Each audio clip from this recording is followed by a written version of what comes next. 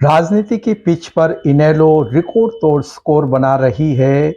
लगता यही है जैसे वो अपनी पुरानी ताकत में लौट रही है, सत्ता के ग्राफ की तरफ बढ़ रही है। और राजनीति की ये बड़ी तस्वीर देखिए कि कोई नेता पार्टी को ज्वाइन करता है और अपने ही गांव में जब उसकी जनसभा होती है तो ये जनसभा इतिहास बन जाती है। विज्ञापन की दुनिया से दूर, हकीकत के बहुत करीब, ये एक्सक्लूसिव रिपोर्ट देखिए। राजनीति की शुरुआत गांव की कच्ची गलियों से होती है और देश की सड़कों से होते हुए संसद के इतिहास की कहानी बन जाती है। कुछ यही महसूस हुआ किरमारा गांव में आयोजित जनसभा को देखकर। इसके संयोजक थे इनेलो नेता दलबीर किरमारा। वे आभारी रहे कार्यकर्ताओं के, पार्टी के और गांव से जुड़े सियासी लोगों के। ये जनसभा कई मायनों में ऐतिहासिक रही। इनेलो के राष्ट्रीय अध्यक्ष अभय सिंह चौटाला बीजेपी, जेजेपी और कांग्रेस पर बराबर हमलावर रहे कि भाजपा और जेजेपी की सरकार बनने के बाद कौन से ऐसे काम प्रदेश में हुए जिसकी वजह से आम आदमी को लाभ मिला। लोग जहां अपने गांव की समस्याएं बता रहे थे, वहीं लोग इस बात को लेकर के परेशान थे कि प्रदेश में भ्रष्टाचार पड़ा हुआ था। इस बात से दुखी थे कि कानून व्यवस्था खत्म हो रही थी। इस बात से लोग दुखी थे कि चरम सीमा के ऊपर भ्रष्टाचार चल रहा था। महंगाई बढ़ गई थी, बेरोजगारी बढ़ गई थी, किसान दुखी था, मजदूर दुखी था, व्यापारी और कर्मचारी दुखी थे। सब सरकार को बदलना चाहते थे। साथियों, 2019 में जब चुनाव हो रहा था, लोगों ने फैसला कर लिया था कि हम इस सरकार को बदलेंगे। सरकार लोगों ने बदल दी थी। 40 एमएलए भाजपा के जीत करके आए थे, 50 विपक्ष के थे। जो विपक्ष में जीत करके आए थे वो भाजपा के खिलाफ वोट मांग करके आए थे। उन 50 की जिम्मेवारी बनती थी कि भाजपा को सत्ता से बाहर करे, 50 अपना संगठन बना करके सरकार बनाए। लेकिन सरकार बनाने की बजाय भारतीय जनता पार्टी को सत्ता में लाने के लिए कुछ ऐसे स्वार्थी जीते थे जिसमें आपके उकराना हल्का से भी एक जीत करके गया था। याद होगा, तुम लोगों ने धानक को जिता करके भेजा था। यहां से जिताया था कि नहीं जिताया था? और तुमने ये सोच के जिताया था कि चौधरी देवीलाल की नीतियों को आगे बढ़ाएगा। तुमने ये सोच करके जेजेपी के पक्ष में वोट डाला था कि भाजपा को सत्ता से पार करेंगे, जमुना से पार करेंगे। उन्होंने जमुना से पार करने के बजाय जिस भारतीय जनता पार्टी को खूनी पार्टी कहा करते थे, जिसको कहा करते थे कि जिन लोगों ने हरियाणा प्रदेश के नौजवानों को जाट आरक्षण आंदोलन के दौरान गोलियों से भूनकर मारने का काम किया, हम उसका हिसाब करने का काम करेंगे। लेकिन उसका हिसाब करने की बजाय उसी पार्टी के लोगों ने अपने स्वार्थ की पूर्ति के लिए भारतीय जनता पार्टी को अपना समर्थन देकर के सरकार में शामिल हो गए। सरकार में शामिल होने के बाद 5 वर्ष तक बीजेपी के साथ मिलकर के इस प्रदेश को दोनों हाथों से लूटने का काम किया। लोगों ने तो 2019 में भाजपा को सत्ता से बाहर कर दिया, लेकिन स्वार्थी लोगों ने सरकार बना दी। अब की बार फिर लोग कह रहे थे हम सरकार नहीं बनाएंगे। अब की बार लोग सरेआम कहते थे हम कांग्रेस पार्टी को सत्ता में लेकर के आना चाहते हैं। जहां वो लूट और झूठ की पार्टी से दुखी थे, उन्हें जहां सत्ता से दूर करना चाह रहे थे, वहीं भाजपा को भी सत्ता से बाहर करना चाहते थे। मैं लोगों के बीच में जाता था, खुल करके कहता था कि आप जिन लोग कांग्रेस के लोगों पे विश्वास और भरोसा कर रहे हो, आज जिन्हें कहीं ना कहीं आप सरकार सौंपने का मन बना रहे हो, ये लोग भारतीय जनता पार्टी के हाथों में खेल रहे हैं। इनेलो ज्वाइन करने के बाद रोडवेज यूनियन के बड़े लीडर रहे दलबीर किरमारा की ये पहली जनसभा थी, वो भी उन्हीं के गांव में। उनके भाषण में सवालों के अंगारे थे, शोले थे और दिवंगत नेता जननायक देवीलाल की आदर्श राजनीति की बड़ी यादें थी। आज मुझे सबसे खुशी इस बात की हो रही है कि ठीक इसी थाई के ऊपर जिस दिन चौधरी देवीलाल जी यहाँ आए थे और मैंने उनका हाथ पकड़ के मैं उनके नजदीक बैठा था और आज वो फीलिंग मुझे आ रही है। और चौधरी देवीलाल जी यहाँ बैठ के कह रहे थे कि आज तक जितनी भी सरकारें आई है वो पूंजीपति और बड़े बड़े धन्ना सेठों की सरकार आई है, लेकिन जो किसान वर्ग है, गरीब वर्ग है, जो मजदूर वर्ग है, वो सभी सुविधाओं से वंचित है। यदि हमारी सरकार आई तो हम आपको वो मूलभूत सुविधाएं देंगे जो कि आज तक सिर्फ वोट मांगने के लिए तो आप लोगों के बीच में नेता आते हैं, लेकिन सुविधाओं के लिए नहीं। और चौधरी देवीलाल का सबसे बड़ा जो एक सपना था कि हमारी जो बेटियां हैं उनको स्कूल में जाने का मौका नहीं मिलता था।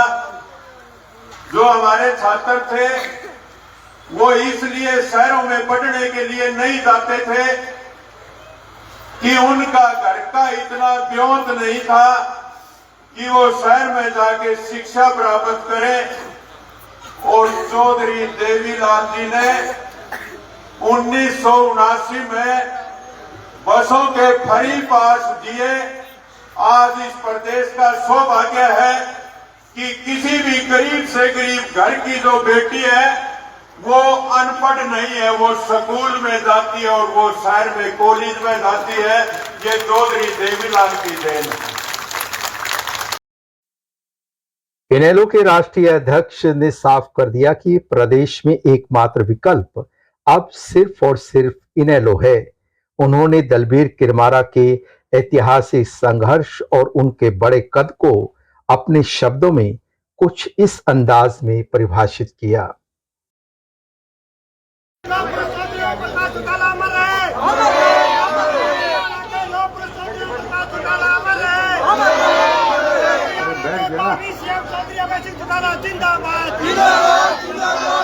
बहुत ही आदर और सम्मान के योग आज के इस कार्यक्रम के संयोजक भाई दलबीर सिंह किरमारा जी, प्रदेश सचिव इंडियन नेशनल लोकदल पार्टी, पार्टी के राष्ट्रीय संगठन सचिव श्री उमेद लुहान जी, जिला के अध्यक्ष भाई सतपाल काजला जी, राष्ट्रीय सचिव श्री चतर सिंह जी, जिला के शहरी प्रधान विजय जैन जी, प्रदेश के सचिव श्री सतवीर सिसाया जी, महिला की प्रधान श्रीमती ललिता टाक जी, जिला किसान सेल के प्रधान राजीव राजा जी, हल्का के अध्यक्ष राजकुमार शिवानी जी, मेरे साथ में आए हुए पार्टी के प्रदेश, जिला और हल्का स्तर के सभी नेतागण, बहुत ही मान और सम्मान के योग गांव किरमारा के आदरणीय मेरे बुजुर्गों, नौजवान साथियों, सम्मान के योग्य माताओं, बहनों, पत्रकार छायाकार दोस्तों, मैं सबसे पहले श्री दलबीर सिंह किरमारा जी का आज उनके साथ तो सैकड़ों साथियों ने कांग्रेस पार्टी, आम आदमी पार्टी, भारतीय जनता पार्टी और जेजेपी को छोड़ करके चौधरी देवीलाल जी की नीतियों में जिन्होंने विश्वास व्यक्त किया है, इंडियन नेशनल लोकदल पार्टी के अंदर शामिल होकर के पार्टी को ताकत दी है, उन सब साथियों का बहुत हार्दिक स्वागत करता हूं, अभिनंदन करता हूं। उन सबको विश्वास और भरोसा दिलाता हूं कि पार्टी में जहां आपका सम्मान होगा वहीं आपसे उम्मीद करूंगा कि आने वाले समय में पार्टी के संगठन को और ज्यादा मजबूत करके प्रदेश के अंदर पार्टी की एक नई पहचान बना करके चौधरी देवीलाल जी के सपनों की सरकार बने, उसके लिए आप दिन रात मेहनत करने का काम करें। साथियों, आपका आभार इस बात के लिए भी व्यक्त करता हूं कि 25 सितंबर को चौधरी देवीलाल जी का जन्म दिवस था। प्रदेश भर से लाखों लोगों ने चौधरी देवीलाल जी के जन्म दिवस के ऊपर जहां उनके प्रति अपनी श्रद्धा सुमन अर्पित किए, वहीं इंडियन नेशनल लोकदल पार्टी को बड़ी ताकत देकर के देश और प्रदेश में एक संदेश दिया था कि आने वाला कल जो है वो इंडियन नेशनल लोकदल पार्टी का, आने वाला समय चौधरी देवीलाल की नीतियों का है। उसमें आप भी बड़ी संख्या में आए, इसके लिए आप सबका भी बहुत बहुत आभार व्यक्त करता हूं। साथियों, 11 साल हो गए इस प्रदेश में बीजेपी की सरकार को बने। इस 11 वर्ष में लोग दुखी है, परेशान है। लोग तो सरकार को बदलना चाहते थे 2019 में। लोगों ने मन बना लिया था, फैसला कर लिया था कि भाजपा को सत्ता से पार करेंगे। अब पीछे जब दोबारा फिर बीजेपी की सरकार बनी, तो सरकार बनने के बाद जब मैं प्रदेश भर में संगठन को मजबूत करने के लिए नए सिरे से संगठन बूथ स्तर पे खड़ा हो, इसके लिए लोगों के बीच में गया, तो लोगों ने मुझे खुल करके बहुत सारी बातें बताई। उससे पहले चुनाव से 1 वर्ष पहले भी मैंने हरियाणा प्रदेश के 2000 से ज्यादा गांव में, शहर और कस्बों में जाने का मुझे मौका मिला। मैंने एक पैदल यात्रा करी थी, परिवर्तन यात्रा के नाम से। उस यात्रा के दौरान भी मैं आपके गांव किरमारा में आया था, जहां माताओं बहनों से, नौजवान साथियों से, बुजुर्गों से आशीर्वाद लेकर के गया था। तब भी लोग कह रहे थे कि हम भाजपा को सत्ता से पार करना चाहते हैं, क्योंकि उस वक्त जब मैं गांव में गया, लोगों से मिला, पूछा कि भाजपा और जेजेपी की सरकार बनने के बाद कौन से ऐसे काम प्रदेश में हुए जिसकी वजह से आम आदमी को लाभ मिला। लोग जहां अपने गांव की समस्याएं बता रहे थे, वहीं लोग इस बात को लेकर के परेशान थे कि प्रदेश में भ्रष्टाचार पड़ा हुआ था। इस बात से दुखी थे कि कानून व्यवस्था खत्म हो रही थी। इस बात से लोग दुखी थे कि चरम सीमा के ऊपर भ्रष्टाचार चल रहा था, महंगाई बढ़ गई थी, बेरोजगारी बढ़ गई थी, किसान दुखी था, मजदूर दुखी था, व्यापारी और कर्मचारी दुखी थे। सब सरकार को बदलना चाहते थे। साथियों, 2019 में जब चुनाव हो रहा था, लोगों ने फैसला कर लिया था कि हम इस सरकार को बदलेंगे। सरकार लोगों ने बदल दी थी। 40 एमएलए भाजपा के जीत करके आए थे, 50 विपक्ष के थे। जो विपक्ष में जीत करके आए थे वो भाजपा के खिलाफ वोट मांग करके आए थे। उन 50 की जिम्मेवारी बनती थी कि भाजपा को सत्ता से बाहर करे, 50 अपना संगठन बना करके सरकार बनाए। लेकिन सरकार बनाने की बजाय भारतीय जनता पार्टी को सत्ता में लाने के लिए कुछ ऐसे स्वार्थी जीते थे, जिसमें आपके उकराना हल्का से भी एक जीत करके गया था। याद होगा, तुम लोगों ने धाड़क को जिता करके भेजा था, यहाँ से जिताया था कि नहीं जिताया था? और तुमने तो ये सोच के जिताया था कि चौधरी देवीलाल की नीतियों को आगे बढ़ाएगा। तुमने ये सोच करके जेजेपी के पक्ष में वोट डाला था कि भाजपा को सत्ता से पार करेंगे, जमुना से पार करेंगे। उन्होंने जमुना से पार करने की बजाय जिस भारतीय जनता पार्टी को खूनी पार्टी कहा करते थे, जिसको कहा करते थे कि जिन लोगों ने हरियाणा प्रदेश के नौजवानों को जाट आरक्षण आंदोलन के दौरान गोलियों से भूनकर मारने का काम किया, हम उसका हिसाब करने का काम करेंगे। लेकिन उसका हिसाब करने की बजाय उसी पार्टी के लोगों ने अपने स्वार्थ की पूर्ति के लिए भारतीय जनता पार्टी को अपना समर्थन देकर के सरकार में शामिल हो गए। सरकार में शामिल होने के बाद 5 वर्ष तक बीजेपी के साथ मिलकर के इस प्रदेश को दोनों हाथों से लूटने का काम किया। लोगों ने तो 2019 में भाजपा को सत्ता से बाहर कर दिया, लेकिन स्वार्थी लोगों ने सरकार बना दी। अब की बार फिर लोग कह रहे थे हम सरकार नहीं बनाएंगे। अब की बार लोग सरेआम कहते थे हम कांग्रेस पार्टी को सत्ता में लेकर के आना चाहते हैं। जहां वो लूट और झूठ की पार्टी से दुखी थे, उन्हें जहां सत्ता से दूर करना चाह रहे थे, वहीं भाजपा को भी सत्ता से बाहर करना चाहते थे। मैं लोगों के बीच में जाता था, खुल करके कहता था कि आप जिन लोग कांग्रेस के लोगों पे विश्वास और भरोसा कर रहे हो, आज जिन्हें कहीं ना कहीं आप सरकार सौंपने का मन बना रहे हो, ये लोग भारतीय जनता पार्टी के हाथों में खेल रहे हैं। ये कहीं ना कहीं समय आने पे फिर भारतीय जनता पार्टी को सत्ता में लाने का काम करेंगे।